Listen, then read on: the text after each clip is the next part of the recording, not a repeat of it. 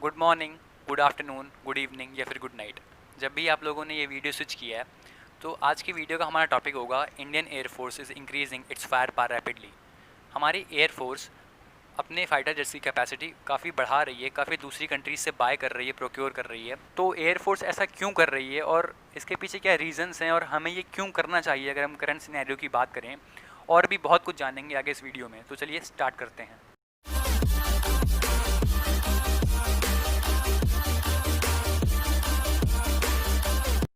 Indian defence ministry ने Russia के साथ एक डिफेंस डील साइन करी है जिसमें 33 फाइटर जेट्स रशिया की तरफ से इंडिया को मिलेंगे। ये डील समथिंग 38,900 करोड़ के आसपास है और इस डील में 21 मिग 29 इंक्लूडेड हैं और 12 सुखोई 30 MKI इंक्लूडेड है। और साथ ही साथ जो इंडिया के पास पहले से ही 59 मिग 29 फाइटर जेट्स हैं उनको भी अपग्रेड किया जाएगा।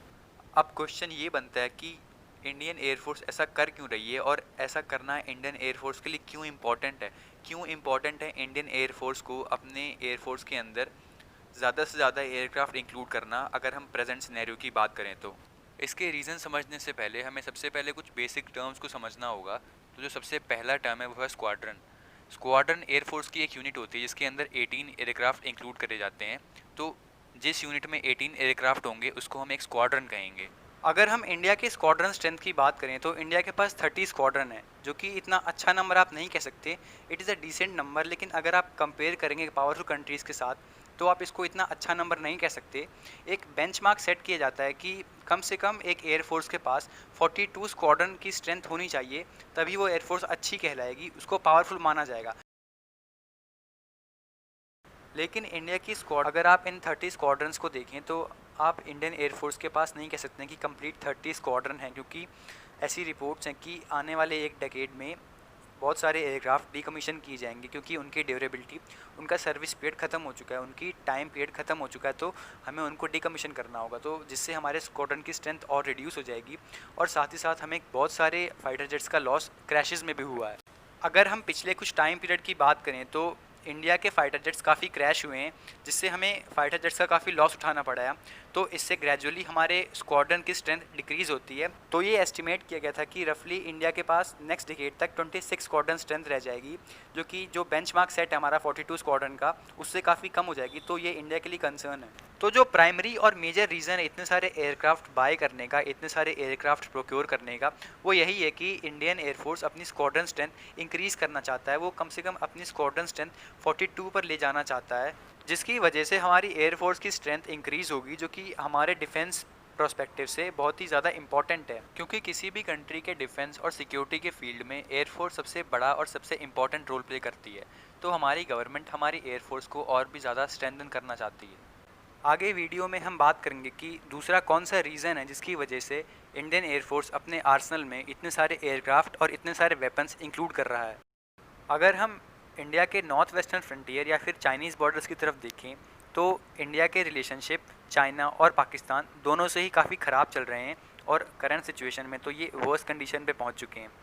तो इंडिया को हमेशा ही रेडी रहना चाहिए टू फ्रंट वॉर के लिए अगेंस्ट चाइना और पाकिस्तान, क्योंकि चाइना और पाकिस्तान काफ़ी क्लोज एलाइज़ हैं और इंडिया को हमेशा रेडी रहना चाहिए टू फ्रंट वॉर के लिए। अगर हम कंपैरिजन करें तीनों कंट्रीज़ की एयरफोर्स का, तो सबसे पहले पाकिस्तान के पास 25 स्क्वाड्रन की स्ट्रेंथ है, तो इंडिया के पास हल्का सा एडवांटेज है पाकिस्तान के ओवर। लेकिन वहीं चाइना के पास 42 स्क्वाड्रन की स्ट्रेंथ है। तो ये भी एक बहुत बड़ा रीज़न है कि इंडियन गवर्नमेंट अपनी एयरफोर्स को स्ट्रेंथन कर रही है, क्योंकि इंडिया को दोनों नेबर से सिक्योरिटी थ्रेट्स हैं और एयरफोर्स किसी भी कंट्री के लिए बहुत इंपॉर्टेंट रोल प्ले करती है। सो इंडिया को हमेशा रेडी रहना चाहिए टू फ्रंट वॉर के लिए अगेंस्ट चाइना एंड पाकिस्तान। तो ये भी एक रीज़न है कि इंडियन एयरफोर्स अपनी एयरफोर्स को स्ट्रेंथन कर रही है और ज़्यादा से ज़्यादा एयरक्राफ्ट उसमें शामिल कर रही है।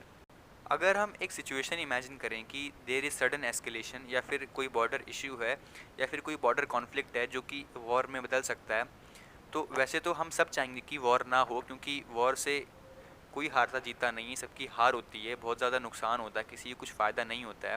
लेकिन फिर भी अगर हम इमेजिन करें कि कोई एस्केलेशन होता है या फिर कोई वॉर होती है तो हमें कुछ टाइम लगेगा, हमें कुछ टाइम पीरियड चाहिए होगा अपनी आर्मी ट्रूप्स को उस साइट पर मोबिलाइज करने में या फिर डिप्लॉय करने में। लेकिन ऐसी सिचुएशन में एक फोर्स है जो इमीडिएटली रिएक्ट करती है, तुरंत रिस्पॉन्ड करती है, वो है एयर फोर्स। तो एयर फोर्स इन सब इमरजेंसी सिचुएशन में बहुत ही की रोल प्ले करती है, बहुत ही इंपॉर्टेंट होती है। तो इसलिए भी हमें अपनी एयर फोर्स को स्ट्रेंथन करना चाहिए, क्योंकि इन सब शॉर्ट एस्केलेशन या फिर वॉर कंडीशंस में एयर फोर्स का रोल बहुत ही इंपॉर्टेंट होता है। अगर हम कुछ दूसरी पावरफुल कंट्रीज़ की बात करें, जैसे यूएस, चाइना, रशिया या फिर फ्रांस, तो इन सब ग्लोबल पावर कंट्रीज़ के पास उनका खुद का ओन मैन्युफैक्चरिंग बेस है, जहाँ पे वो लोग फाइटर जेट्स मैन्युफैक्चर करते हैं। वहीं दूसरी तरफ इंडिया के पास उसका खुद का own indigenous defence manufacturing entity नहीं है। इंडिया अपने एयरक्राफ्ट खुद मैन्युफैक्चर नहीं करता है। अगर हम कुछ दूसरी कंट्रीज़ की तरफ देखें, जैसे इजराइल या फिर पाकिस्तान, तो इजराइल और पाकिस्तान के कुछ कंट्रीज़ के साथ काफ़ी अच्छे रिलेशनशिप हैं। फॉर एग्जांपल, इजराइल अपने सारे फाइटर जेट्स यूएसए से प्रोक्योर करता है, वहीं पाकिस्तान अपने सारे फाइटर जेट्स चाइना से प्रोक्योर करता है, क्योंकि चाइना और पाकिस्तान बहुत ही क्लोज एलाय हैं। अगर हम इंडिया की बात करें, तो इंडिया अपने फाइटर जेट्स कभी रशिया से लेता है, तो कभी फ्रांस से, तो कभी यूएसए से। वहीं पाकिस्तान चाइना पे रिलाय कर सकता है फाइटर जेट्स के मामले में, लेकिन इंडिया किसी भी एक सिंगल पार्टनर पर रिलाय नहीं कर सकता है। यही एक रीज़न है कि इंडिया को अपने ओन इंडिजिनस डिफेंस सेक्टर को अपस्केल करना होगा, उसको प्रमोट करना होगा आने वाले फ्यूचर में, क्योंकि तभी इंडियन एयरफोर्स अपनी डिपेंडेबिलिटी दूसरी कंट्रीज से ख़त्म कर पाएगी। सो अगर हम समराइज़ करें, तो इंडिया के पास अभी दो ऑप्शन है। पहला कि अगर आपको अभी इंक्रीज़ करनी है अपनी स्क्वाड्रन स्ट्रेंथ, अपनी एयरफोर्स की स्ट्रेंथ बढ़ानी है, तो आपको फ़ॉरेन प्रोक्योरमेंट करने पड़ेंगे, दूसरी कंट्री से आपको जेट्स मंगाने पड़ेंगे, लेकिन ये एक शॉर्ट टर्म सोल्यूशन होगा। वहीं दूसरी तरफ अगर हम लॉन्ग टर्म सोल्यूशन या फिर सेकंड ऑप्शन की तरफ जाएं, तो वो ये होगा कि जो इंडिया में ही जेट्स मैन्युफैक्चर होते हैं, फॉर एग्जांपल तेजस इंडिया के द्वारा ही मैन्युफैक्चर किया जाता है, तो आप उसको रिवैम्ड करिए और आप उसकी मैन्युफैक्चरिंग को इंक्रीज़ करिए या फिर बूस्ट करिए, ताकि वो एयरफोर्स की डिमांड से मीट कर पाए और फॉरेन फाइटर जेट से कम्पीट कर पाए। अगर हम इंडिया के फॉरेन प्रोक्योरमेंट की बात करें, तो इंडिया ने फ्रांस से 36 राफेल जेट्स की डील साइन करी थी। राफेल जेट्स डसॉल्ट एविएशन के द्वारा मैन्युफैक्चर किए जाते हैं और ये इंडिया की एयर डिफेंस सिक्योरिटी के लिए बहुत ही इंपॉर्टेंट साबित होगा। ये बहुत ही अच्छा फाइटर जेट है, इंडिया के लिए बहुत ही इंपॉर्टेंट है ये। वहीं दूसरी तरफ इंडिया MiG-29 और सुखोई 30 MKI जैसे फाइटर जेट्स रशिया से प्रोक्योर करेगा। अब हम बात करेंगे उन वेपन्स की जो इंडिया के द्वारा इंडिया में ही मैन्युफैक्चर किए जाते हैं। इसमें सबसे पहला नाम आता है LCA तेजस। तेजस इंडिया के द्वारा मैन्युफैक्चर किया गया पहला फाइटर जेट एयरक्राफ्ट है। इस लिस्ट में दूसरा जो नाम है वो है पिनाका रॉकेट लॉन्चर।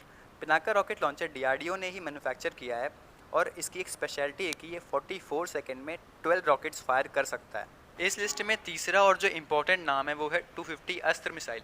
250 अस्त्र missile beyond visual range missile है, जो कि एयर टू एयर मिसाइल है और इसको DRDO ने डेवलप किया है और ये इंडिया की पहली एयर टू एयर मिसाइल है जो कि इंडिया में ही मैन्युफैक्चर की गई है। So this is the end of our video and thanks for watching.